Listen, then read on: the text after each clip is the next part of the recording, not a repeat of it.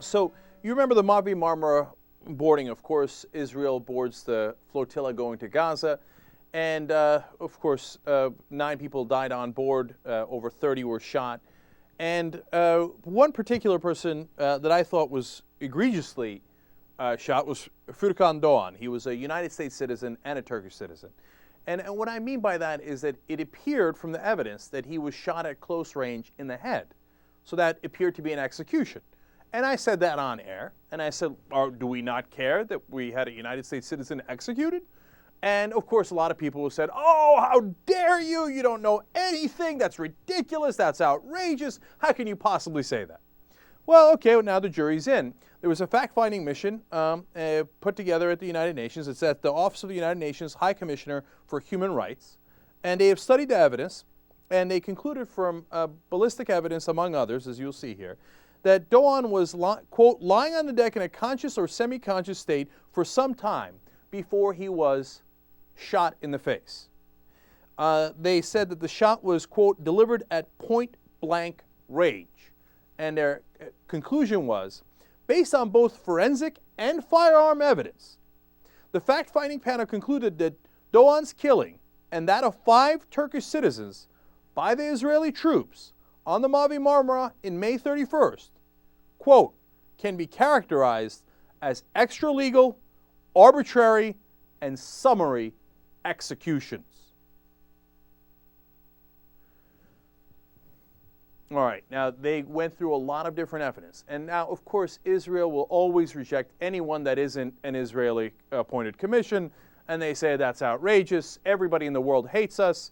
There's somebody from Trinidad and Tobago. Why they would hate Israel, I don't know, as part of this fact-finding mission. But they're like, no, the whole world is anti-Israel, and so they're blind to the facts. But the reality is they interviewed over 100 people, and they looked and they got scientific evidence here. They show exactly where the bullets came in, exactly where they went out. They had forensic experts look at it, and it's rock solid, okay? And, for example, they saw that one of the Turkish citizens, Ibrahim Bilgen, who's 60 years old, he was actually shot from the helicopter. So the Israelis saying that they didn't shoot from the helicopter, not telling the truth, because forensics experts say he clearly was shot from above, the bullet comes in from the top and exits the body, and you can tell how far it traveled, so it must have come from the helicopter, right?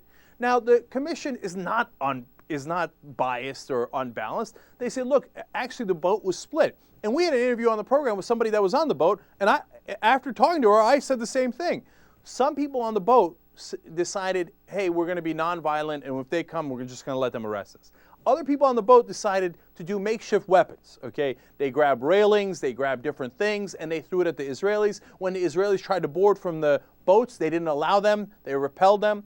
And the commission also found, hey, you know what? On the board, they actually captured 10 Israeli soldiers, which is more than we had realized before. And they did take their weapons. But here's the interesting part about that.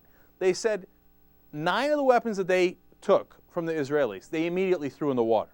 They kept 1, they said, for evidence reasons. But what we know for sure is they did not fire any of those weapons. They did not have any guns on them in the beginning, and even after they got the Israelis' guns, they did not use them. They threw them away.